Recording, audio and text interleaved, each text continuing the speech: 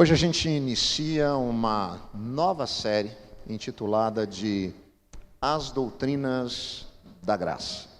A gente vai conversar um pouquinho sobre uma perspectiva da teologia reformada sobre a soberania de Deus. Quando a gente se lembra do evento da Reforma Protestante, seus princípios, as suas solas, aquilo que somente é importante estabelecido naquela visão teológica, a graça sobressai. Sola gratia, somente a graça, a salvação pela graça. É bonito a gente falar disso, é bonito a gente pensar nessa perspectiva. Mas eu tenho que confessar para vocês, isso para nós seres humanos é também muito desconfortável. Sabe por quê?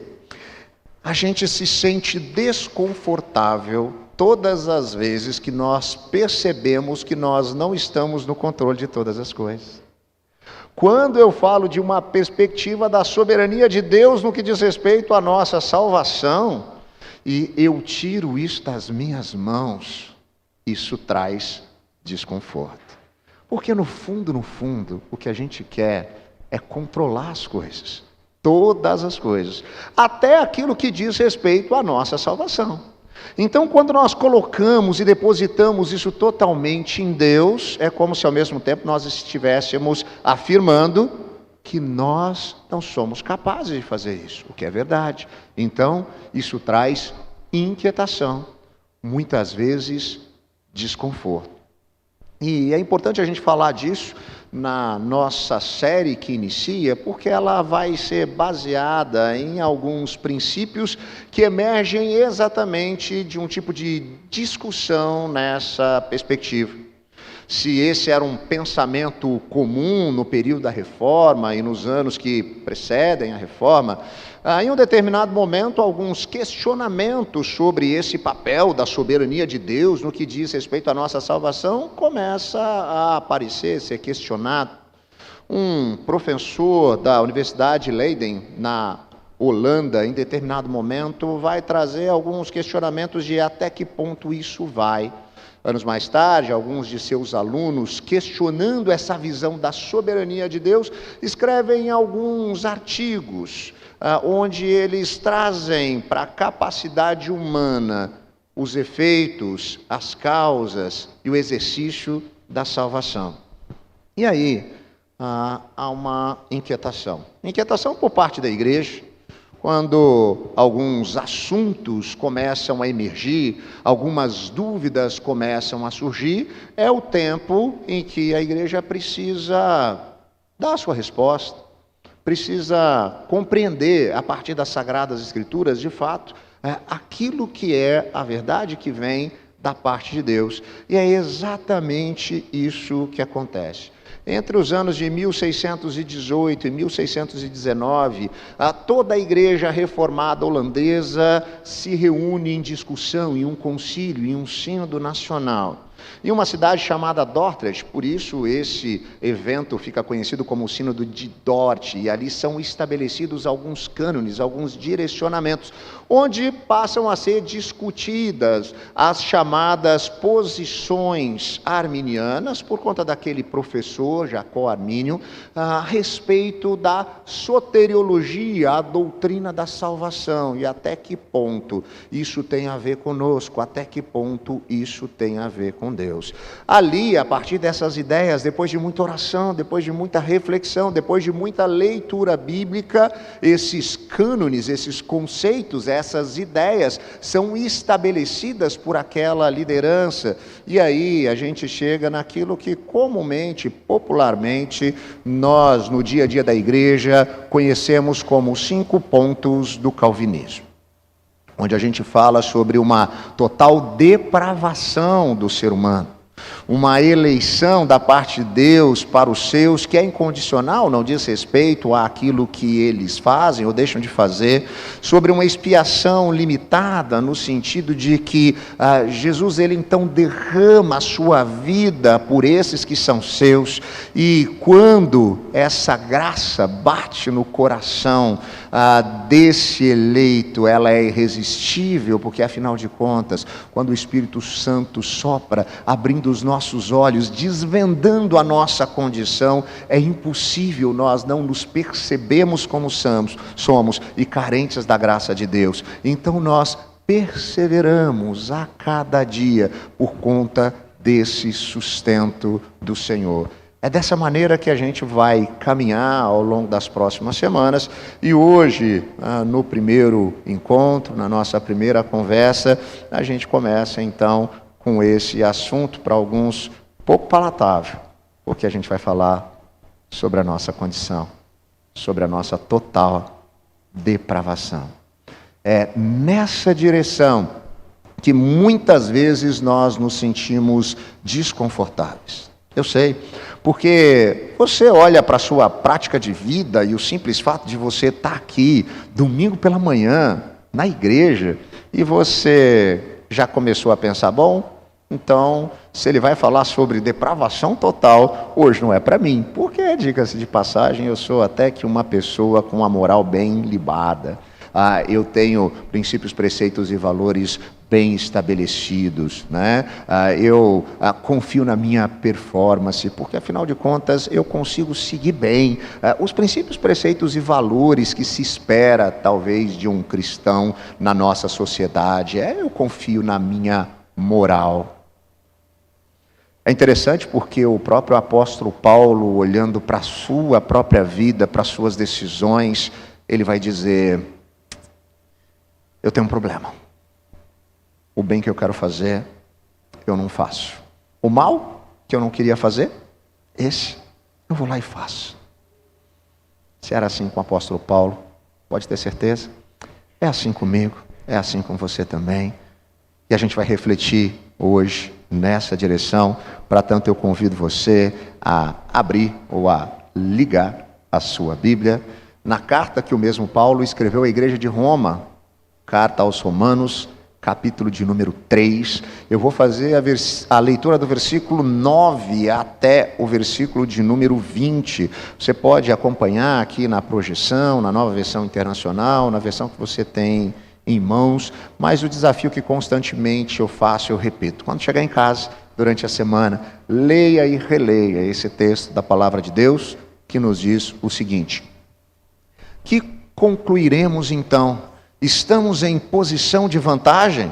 Não. Já demonstramos que tanto judeus quanto gentios estão debaixo do pecado. E aqui eu preciso fazer uma pausa, porque se você acompanhar a leitura desde o primeiro versículo do capítulo 3 de Romanos, parece que agora a gente chega em algum tipo de incongruência.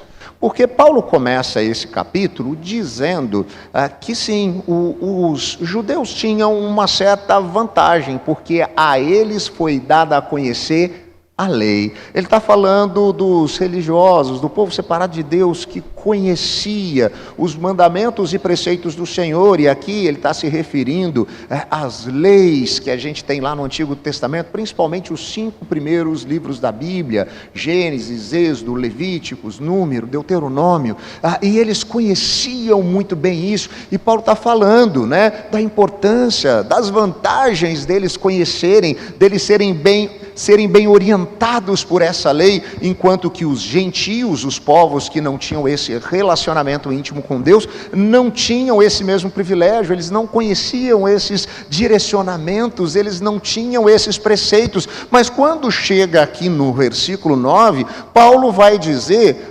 estariam então eles mesmos em posição de vantagem? E aí ele diz, não, tanto um quanto o outro estão debaixo do pecado. Paulo agora está trazendo para a perspectiva da salvação, da perspectiva da nossa realidade, e é por isso que agora ele então iguala as coisas.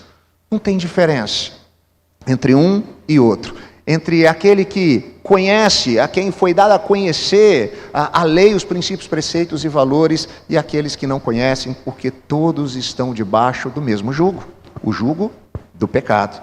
E ele então continua, como está escrito, não há nenhum justo, nenhum sequer. Não há ninguém que entenda, ninguém que busque a Deus.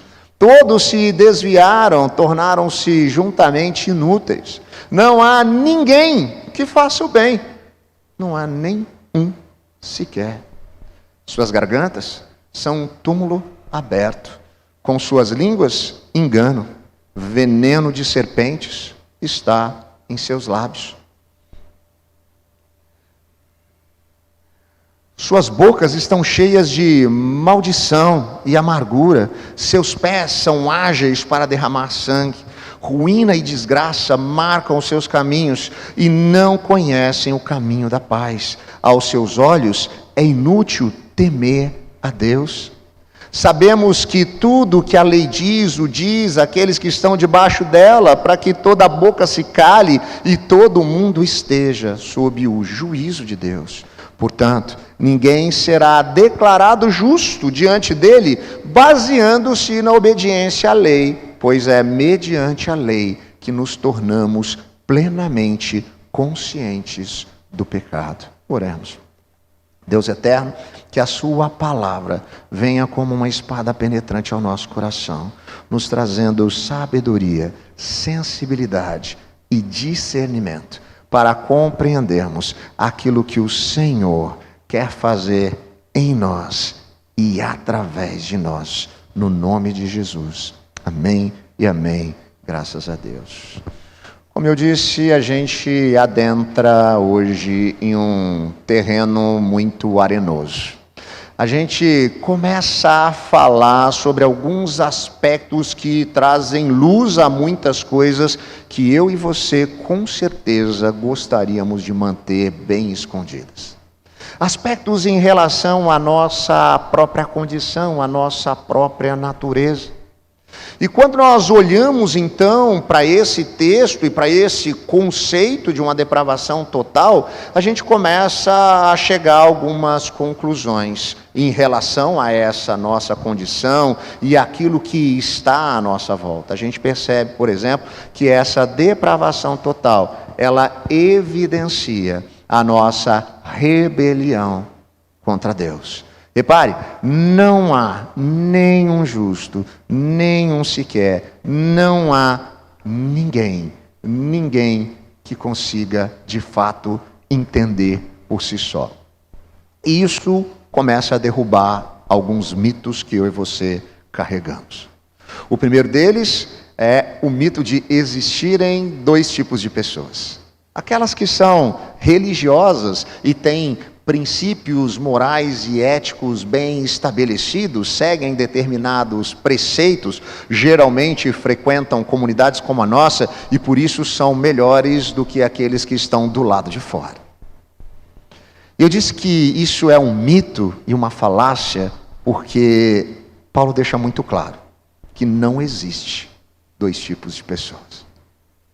Existe um tipo só. O tipo que não presta. Eu e você estamos no pacote. Ele está falando de mim e de você. Essa é a nossa realidade. Essa é a nossa condição. Você pode dizer assim, não, mas eu me esforço para procurar ter boas ações. E eu vou te dizer, boas ações não passam de uma extensão do nosso próprio egoísmo. Eu me recordo de uma situação em que eu estava em casa, um sábado à tarde, vendo aqueles programas de televisão que contava a história de uma jovem, adolescente, que fazia um bonito trabalho junto de uma comunidade carente, apoiando algumas crianças, e certa feita da entrevista, num determinado momento, a repórter pergunta para ela, por que você faz isso? Por que você dedica do seu tempo livre para estar ali ajudando aquelas crianças? E ela com muita sinceridade respondeu, eu faço isso porque eu me sinto bem. É verdade. Quando ela deixar de se sentir bem, ela vai deixar de fazer. Porque é assim que a gente é. Até as nossas boas ações nada mais são do que uma extensão do nosso próprio egoísmo. A gente gosta de confiar nisso, que a gente, agindo em uma perspectiva de bondade, nós seremos aceitos pelos outros e por Deus. A grande questão aqui é que a gente está perdendo de vista qual é o padrão de bondade do próprio Deus, que é si mesmo. E aí a gente vai descobrir que nós nunca vamos conseguir atender a esse padrão. O profeta Isaías, falando sobre os nossos atos de justiça, as nossas tentativas de fazermos coisas boas, ele vai dizer que isso é como trapo de imundícia. Não, ele não está falando do nosso pecado nesse contexto. Ele está falando das nossas boas ações. São como trapo de imundícia. E vamos fazer um negócio? Deixa eu fazer uma tradução revista e atualizada, bem atualizada, do que Isaías está dizendo. Trapo de imundícia, nada mais nada menos, era o pano que a mulher usava para conter a sua menstruação. Essa é a comparação que o profeta está fazendo. Em outras palavras, o que Isaías está dizendo é que o melhor que eu e você temos a oferecer a Deus é uma bandeja cheia de absorvente usado, gasto, fedido. Deus, toma, esse é o meu melhor. Esse sou eu, esse é você, essa é a nossa condição. Eu sei, quando a gente começa a falar de pecado, esse negócio dá um frio na nossa espinha, a gente até procura usar outras palavras, porque parece que isso é meio demodê, mas eu diria que até mesmo a conceituação do pecado é algo que a gente vai deixando para trás. A gente até usa a etimologia da palavra e diz assim, ok, pecado então é errar o alvo. Eu tenho um pouco de dificuldade com esse pensamento, porque às vezes a gente pode começar a pensar que se pecado é errar o alvo, se eu começar a praticar bastante, pecar bastante, uma hora eu acerto, né? Errar o alvo, é só prática, né? Eu pratico, eu peco, uma hora eu acerto. Não, pecado tem a ver com cometer um crime contra o Deus Criador de todas as coisas, com fazer as coisas do seu jeito e não do jeito de Deus. Tem a ver com essa nossa busca pela autonomia. E aí a gente está encrecado. Quer ver? Se eu não te convenci ainda que você, assim como eu, é pecador, se nós olharmos para os ensinamentos do nosso Mestre, Senhor e Salvador Jesus, nós vamos perceber ele deixando muito claro que nós devemos, como grande mandamento, amar a Deus acima de todas as coisas. Eu fui reprovado. Eu olho para a minha vida e constantemente eu percebo que eu estou colocando algumas coisas na frente de Deus. Coisas boas. Minha família, meu trabalho, meu ministério, mas que às vezes, devagarzinho, sem perceber, eu vou mudando a ordem, a hierarquia da importância. E quando eu percebo, essas coisas para mim são mais importantes do que Deus. Se você acha que você passou por essa primeira prova, vamos para a segunda. O segundo grande mandamento, semelhante àquele, é amar ao próximo como amamos a nós mesmos. Eu tenho certeza que você foi reprovado assim como eu nesse também. Você quer me convencer que você ama a pessoa que te magoou, te prejudicou, que te perseguiu, do mesmo jeito que você ama a figura que você vê no espelho todos os dias? Nós não conseguimos agir a partir dos direcionamentos de Deus. Nós optamos por fazer da nossa maneira. Essa é a autonomia que nós buscamos. Essa é a nossa realidade. Essa é a nossa condição. Quando nós experimentamos isso, essa rebelião contra Deus, essa separação de Deus, sabe o que acontece? Fica evidente também a nossa rebelião contra nós mesmos. Repare os versículos 13 e 14. Suas gargantas agora são túmulo aberto, línguas que enganam, veneno de serpente está em seus lábios, suas bocas estão cheias de maldição, estão cheias de amargura. O nosso comportamento no dia a dia agora evidencia a nossa natureza. Você já parou para perceber a capacidade que a gente tem de ficar falando coisas ruins o tempo inteiro? A gente gosta até mesmo de assistir, né, sobre desgraça, né? Tem gente que fica até feliz quando chega aquele horário do fim da tarde, que vai passar aqueles noticiários que se espremer um pouquinho sai sangue, né? Porque a gente, no fundo, gosta dessas coisas, né? Da desgraça à nossa volta. A gente mesmo se sabota o tempo inteiro, caminhando para longe daquilo que é melhor para nós. Sabe por quê? Porque nós temos uma perspectiva enganosa, equivocada sobre nós mesmos. Eu e você, segundo o profeta Jeremias, nem sequer sabemos o que é melhor para nós. O nosso coração, diz ele, é enganoso. Você já parou para olhar para algumas situações que você viveu e que quando aquilo aconteceu, você disse que era o pior que poderia ter te acontecido? Meses mais tarde você diz, uau, como aquilo foi bom. O contrário é verdadeiro. Aquilo que parece bom à primeira vista, traz seus efeitos mais tarde. Nós nem sequer conseguimos entender aquilo que é melhor para nós. Nós temos uma visão equivocada, limitada do todo. Isso acontece porque o nosso coração tem um vazio muito específico. O sábio escritor de Eclesiastes chama isso de um anseio pela eternidade, mas ele complementa dizendo que o ser humano não consegue entender muito bem o que isso significa. Aí sabe o que a gente faz? A gente se sente tão incompleto, tão de mal com a gente mesmo, que a gente passa a tentar buscar coisas à nossa volta que vão preencher esse vazio. E a gente passa a acreditar piamente que essas coisas vão resolver esse vazio, que vão nos trazer sentido, significado. A gente passa a acreditar, por exemplo, que o grande problema da nossa vida, a gente não conseguir se sentir bem com a gente mesmo, numa sociedade capitalista como a nossa, é a falta de dinheiro. Pastor, o grande problema da minha vida é que o mês tem 30 dias, o meu salário acaba dia 15. O dia que eu tiver mais dinheiro, eu vou ser mais feliz. Aí a gente vai, corre atrás e trabalha.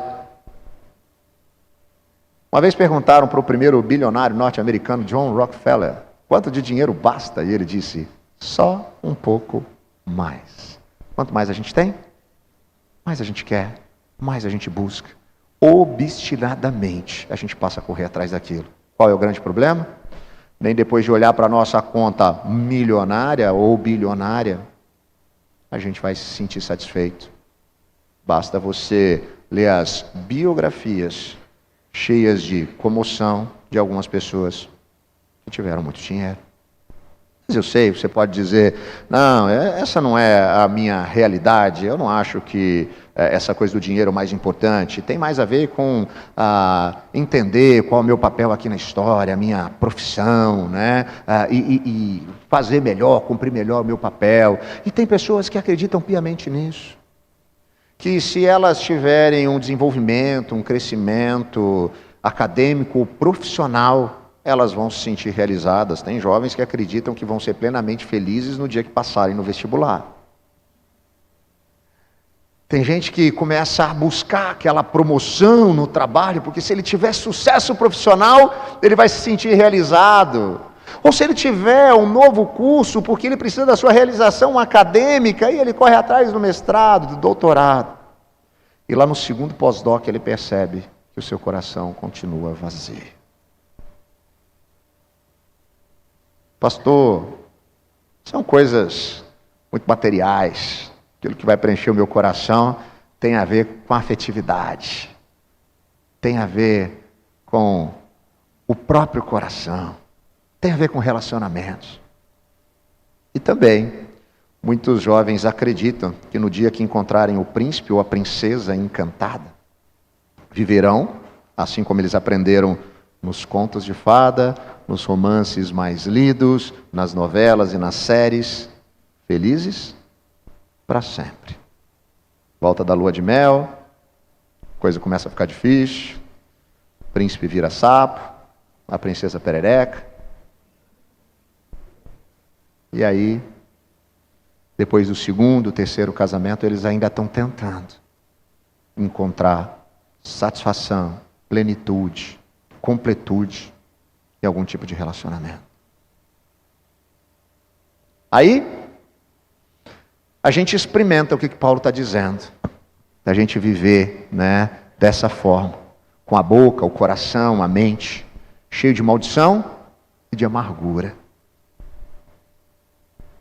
Talvez você tenha chegado aqui nessa manhã assim, amargurado, porque você nunca consegue se sentir pleno, você nunca consegue se sentir realizado.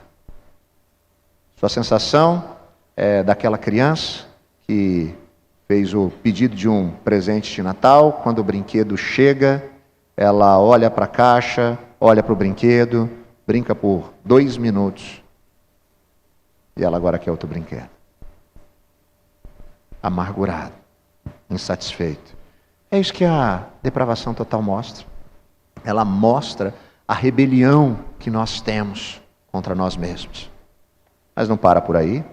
Ela também evidencia a nossa rebelião contra o outro, a nossa rebelião contra o próximo. Repare os versículos 16 e 17. Seus pés são ágeis para derramar sangue, ruína, desgraça, marcam os seus caminhos e não conhecem o caminho da paz. A humanidade, desde a separação do Criador de todas as coisas, tem então a tendência de fazer o mal, claro, agora é isso que ela conhece. Se ela conhecia o bem, porque conhecia a Deus, agora ela conhece o mal. Se você olha para a narrativa bíblica, logo depois da entrada do pecado na história, logo depois da desconexão, o que vem? Um irmão matando o outro. Tendência de fazer o mal. A gente passa a pensar só em nós mesmos. Esse negócio está impregnado na gente, impregnado. É só você olhar para uma criança que está começando a aprender a falar. Top 5 das primeiras palavras que uma criança aprende. Pode ter certeza, meu e não está entre elas. Evidencia isso. Essa coisa da nossa busca pelo direito de ser feliz.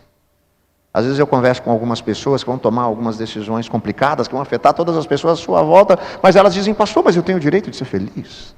Não importa o que vai acontecer. O efeito colateral de quem vai ser amassado no caminho. Essa é a nossa visão egoísta. No final do século XIX, no virada do século XVIII para o século XIX, o filósofo alemão Max Stirner, ele vai trabalhar aquilo que fica conhecido na filosofia como a dialética egoísta. Stirner, em um dos seus livretos, um opúsculo chamado Único e Sua Propriedade, ele vai afirmar que no mundo existem 2 tipos de pessoas. O pessoal gosta de falar dessas coisas assim, né?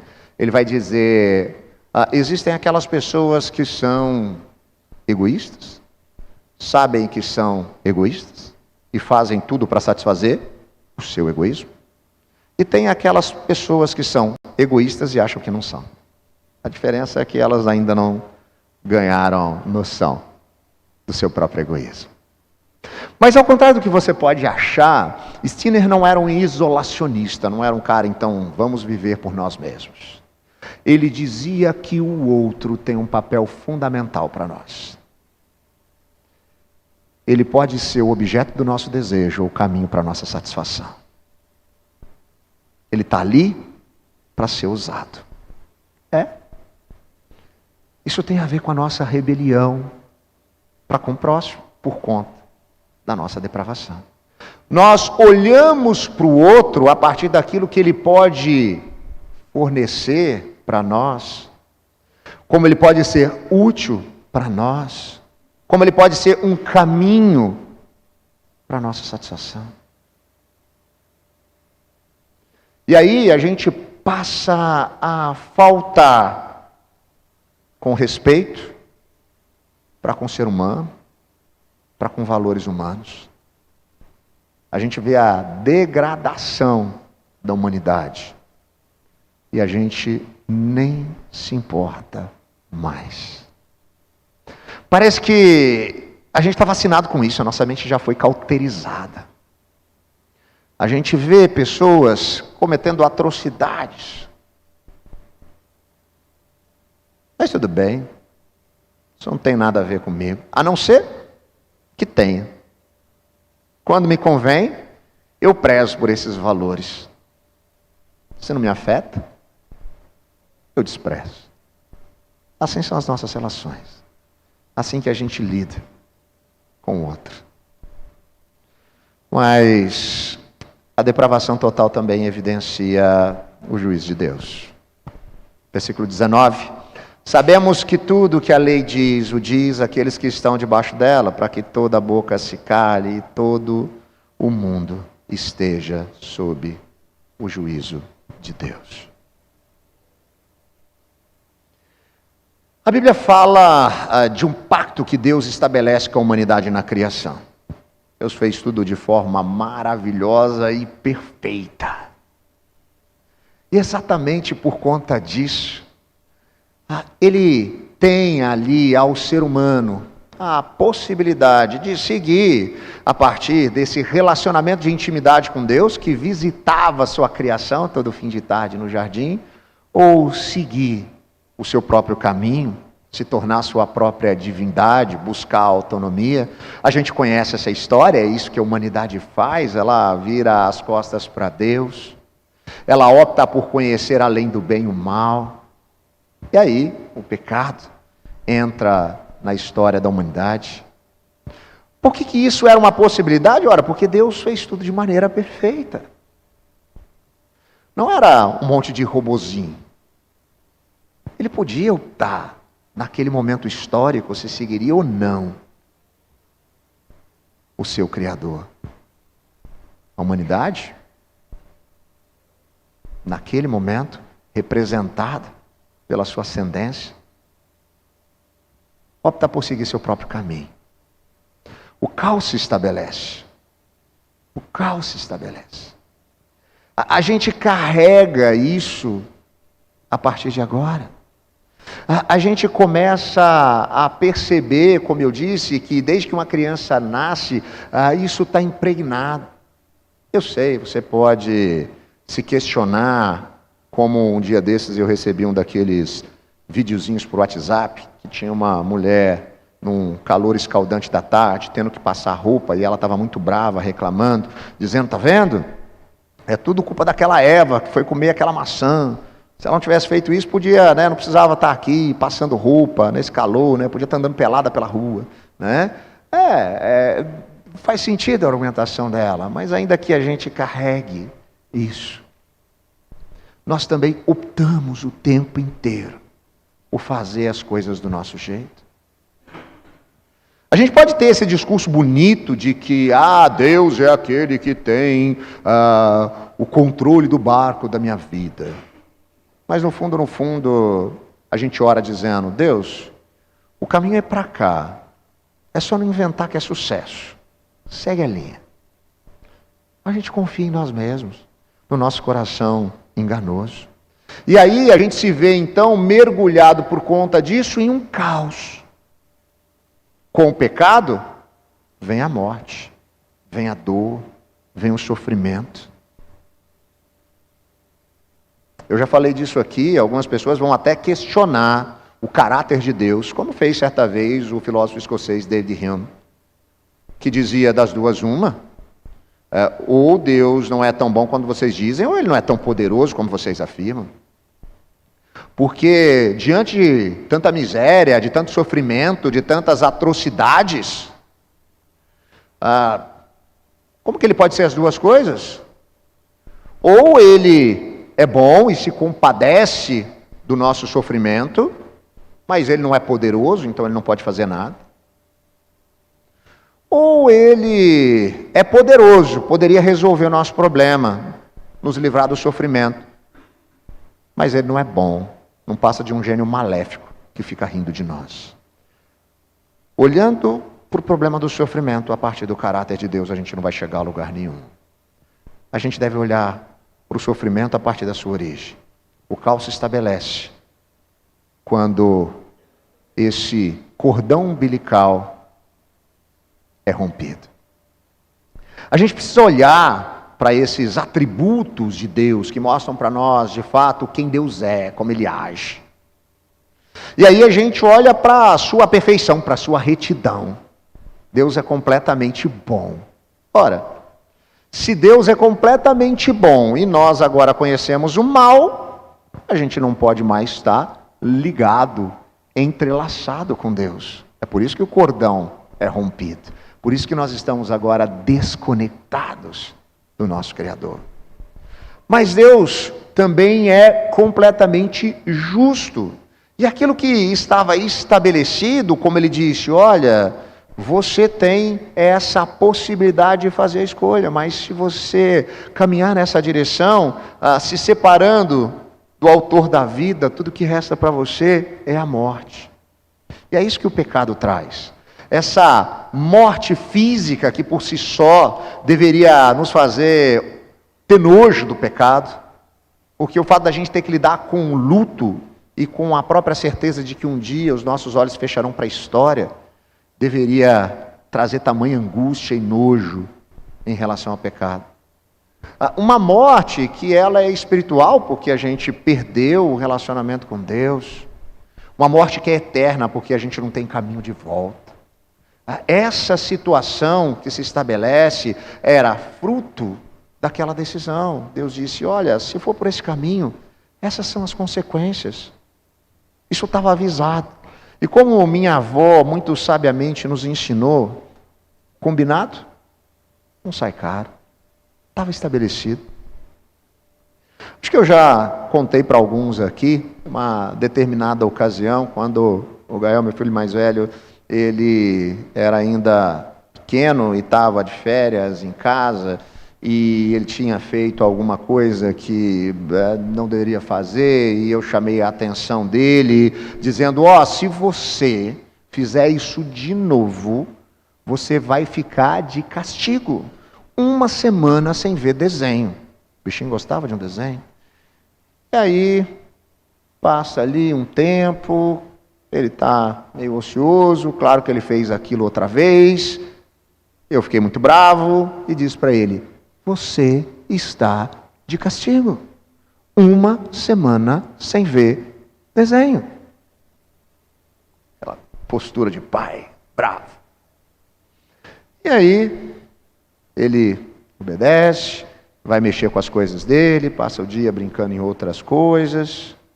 Chega finalzinho da tarde, acho que ele já tinha feito tudo que ele tinha para fazer. Coraçãozinho angustiado, carinha de cachorro caiu da mudança, sentado no sofá olhando para a televisão desligada. E aí, pai, né? Você já viu, né? Ele tinha mais ou menos a idade que a Helena tem hoje. Olhei para ele, tá bom, vai, pode assistir TV.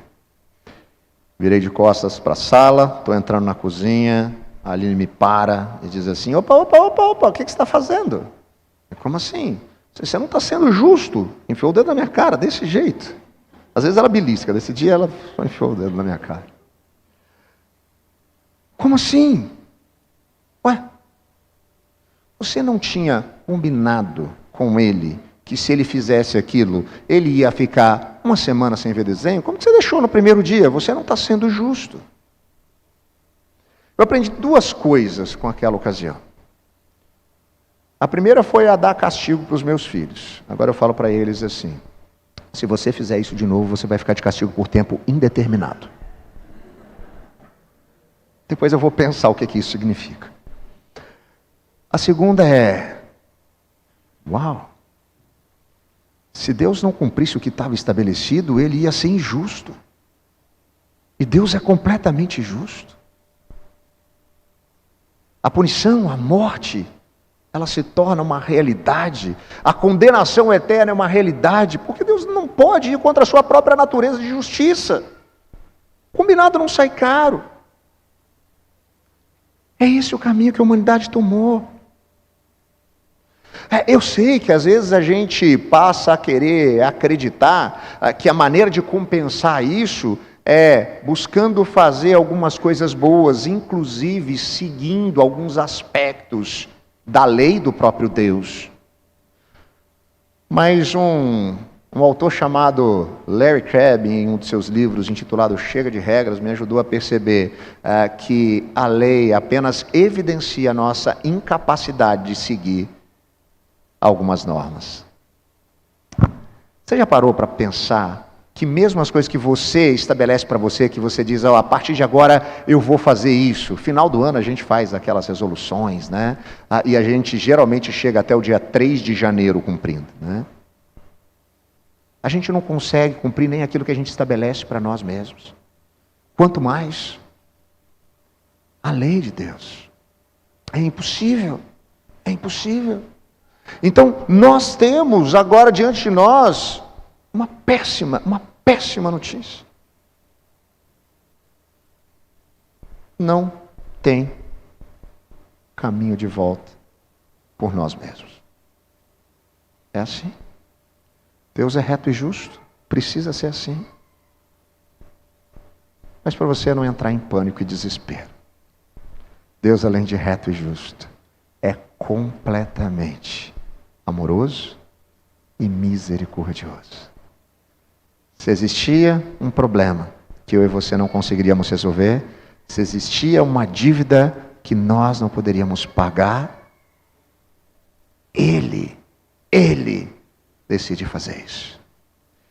Ele entra na história na pessoa de Jesus, o Deus encarnado, aquele que não pecou, nem por opção, e que não carregava em si o gene do pecado. Aquele que caminha resolutamente na direção da cruz para derramar a sua vida e experimentar a morte, sendo que não precisava morrer, porque não conheceu o pecado, porque não tinha cedido a Ele. Mas Ele faz isso por amor a mim e a você, para nos trazer de volta para um relacionamento real com Deus. Eu sei, talvez seja um ponto passivo a gente falar de que Jesus salva, e em qualquer linha religiosa cristã, você vai ouvir isso nessa perspectiva. Mas o que às vezes a gente não leva em conta é que você pode pensar nisso de maneiras diferentes.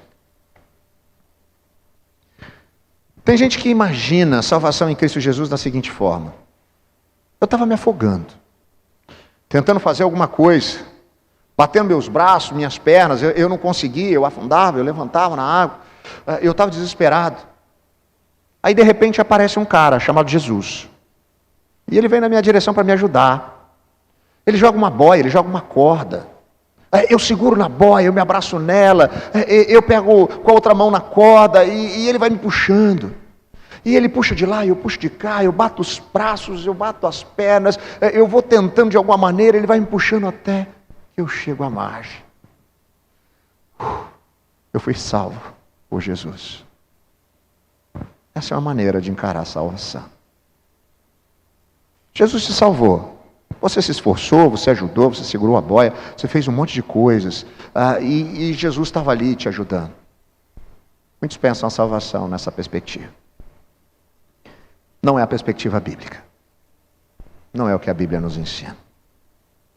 O que a Bíblia deixa muito claro para mim e para você é que nós estávamos mortos em nossos delitos e pecados, afundados no lamaçal desse pecado. Sabe o que Jesus faz? Ele mergulha, nos abraça, nos traz de volta à superfície, ainda estando nós mortos. Ele sopra em nós o fôlego de vida. Ele nos traz de volta. É uma maneira completamente diferente de compreender e de entender a salvação. É isso que nós encontramos na carta que o apóstolo Paulo, esse mesmo Paulo, escreveu agora a uma outra igreja, a igreja de Éfeso, no capítulo de número 2. Ele diz: vocês estavam mortos em suas transgressões e pecados, nos quais costumavam viver quando seguiam a presente ordem deste mundo, e o príncipe do poder do ar, o espírito que agora está atuando nos que vivem na desobediência. Anteriormente, todos nós também vivíamos entre eles, satisfazendo as vontades da nossa carne, seguindo os seus desejos e pensamentos. Como os outros, éramos por natureza merecedores da ira. Mas, todavia, entretanto, Deus, que é rico em misericórdia, pelo grande amor com o qual nos amou, deu-nos vida juntamente com Cristo. Quando ainda estávamos mortos em nossas transgressões, pela graça, vocês são salvos. Deus nos ressuscitou com Cristo, e com Ele nos fez assentar nos lugares celestiais em Cristo Jesus, para mostrar nas eras que hão de vir a incomparável riqueza da sua graça, demonstrada em sua bondade para conosco em Cristo Jesus. Essa compreensão muda tudo. Ela nos constrange, mas ela nos traz alívio. Muitas vezes eu vejo pessoas que se dizem discípulos e discípulas de Jesus, carregando um fardo sobre os seus ombros, pesado demais, que eles nunca vão conseguir carregar. Desanimados, frustrados, desamparados. A gente se sente desconfortável ao perceber que não depende de nós. A gente quer ter coparticipação em tudo. A gente quer dizer que também é nossa parte. Tem a ver com a gente. Nós não éramos tão ruins, nós não somos tão ruins como outros. A gente conta mentiras para nós mesmos. E isso só agrava o peso sobre os nossos ombros. Sabe quando você vai conseguir garantir a sua salvação, ou pelo menos participar dela? Nunca. Nunca. Mas em Cristo Jesus, pelo seu amor, pela sua graça, pela sua obra, nós fomos salvos. Fomos trazidos de volta para um relacionamento real com Deus que nos transforma. E é isso que muda. Agora nós passamos a viver em uma nova perspectiva, com um novo entendimento.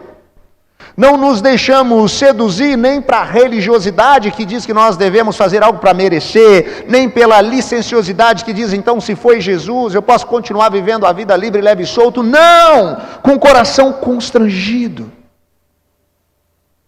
Eu e você somos levados agora a viver à luz do Evangelho de uma nova maneira.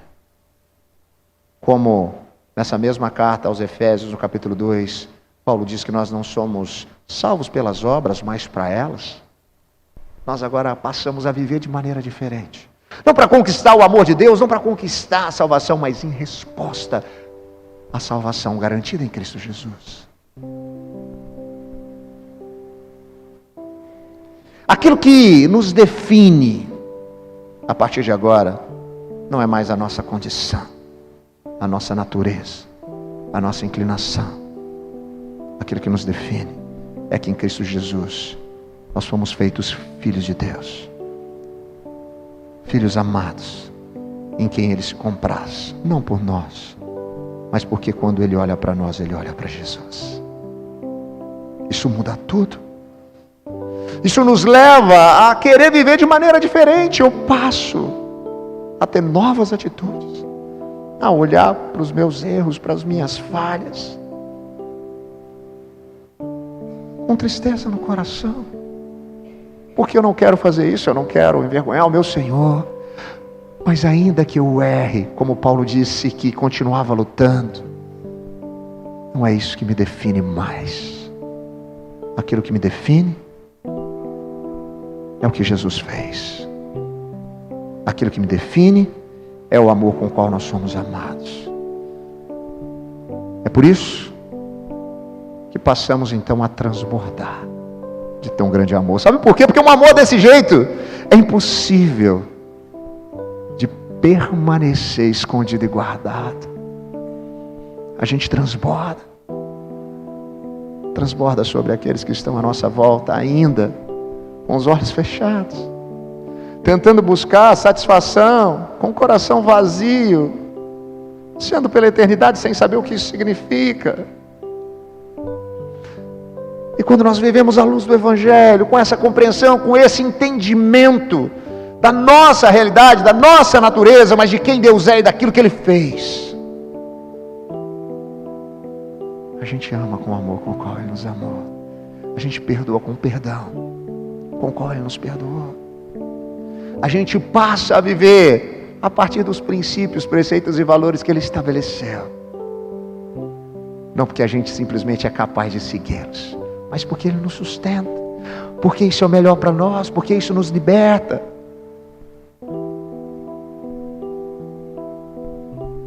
Quando nós temos esse entendimento, essa compreensão da nossa incapacidade e dependemos totalmente de Deus, até essa mudança, ela vem pela ação dEle mesmo. Ele disse que enviaria aquele que nos capacitaria. Sua salvação é pela graça, sua santificação também. É o Espírito Santo, e somente Ele, que nos ajuda.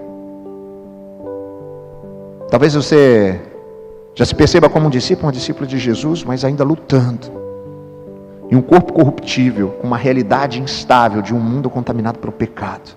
O que a gente faz? A gente erra, a gente falha, a gente pisa na bola. Bem-vindo à humanidade. Esse somos nós. Esse sou eu. Esse sou eu. Esse sou eu. E é você também. Nós somos assim. É só desligar a máquina que as configurações originais ficam querendo voltar à tona. Por isso nós precisamos constantemente ser relembrados disso, ser ministrados pelo Espírito Santo. Qual o grande desafio para você? Prega o Evangelho em todo tempo para o seu próprio coração. Acorda de manhã, olha no espelho e te relembra quem você é. Eu faço isso todas as manhãs, dizendo: você não presta, você não é bom como você acha que é. A sua tendência é arrebentar tudo. Mas eu me lembro também que apesar disso, eu fui amado por Deus em Cristo Jesus. Ele é capaz de fazer novas todas as coisas. Em Cristo eu fui perdoado. Deus lançou fora, na imensidão do esquecimento, os nossos pecados. Nós podemos viver uma nova vida a partir dessa orientação. Vai ser difícil? Vai. Então, Espírito Santo, me ajuda. Me ajuda a viver a partir dos seus princípios, dos seus preceitos, da sua vida. Que o meu caráter possa refletir o caráter de Cristo. Me leva, Deus, na direção do amadurecimento. Me molda. Me transforma. Sozinho eu não consigo. Preciso da sua força. No caminho, me ajuda a fazer com que aqueles que estão à minha volta percebam o mesmo. Que eu possa ajudá-los. Que eu possa ser ajudado por eles. Sustenta, Deus. Nos sustenta. Tem misericórdia de nós. Tem misericórdia de nós. Queria convidar você a curvar a sua cabeça, fechar os seus olhos. Orarmos juntos, confessando a nossa natureza, mas em gratidão pelo perdão dos nossos pecados, pedindo que Deus nos transforme, nos ajude a viver assim, a partir de uma nova perspectiva. Deus Todo-Poderoso, nós nos rendemos aos teus pés. Nada podemos fazer, Senhor, diante da nossa condição. Merecíamos o sofrimento eterno, mas o Senhor nos amou. O Senhor decidiu nos amar, não pela nossa performance, não pela nossa capacidade, não pela nossa bondade, mas o Senhor simplesmente decidiu. Nós sabemos, Deus, que ainda que tenha sido pela graça, o preço foi alto. O sangue do nosso Senhor, do único Filho, Filho amado de Deus, foi vertido naquela cruz. Seu corpo foi despedaçado,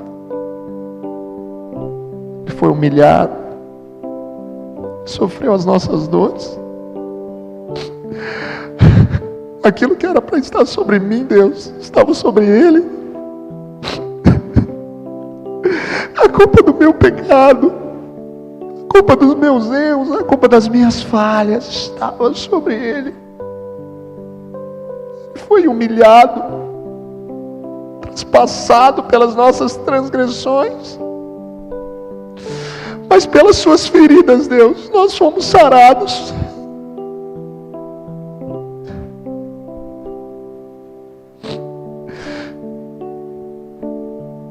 A real compreensão do Evangelho transforme a nossa vida. Tire de nós o fardo pesado da religiosidade. Afasta de nós a ignorância da licenciosidade. E nos guia a partir do Teu Evangelho, das boas novas de salvação em Cristo Jesus. Nos capacita, Deus, a vivermos assim, a transbordarmos do Seu amor e a honrarmos o Teu nome. Nós oramos assim, no nome de Jesus. Amém, amém. Graças a Deus.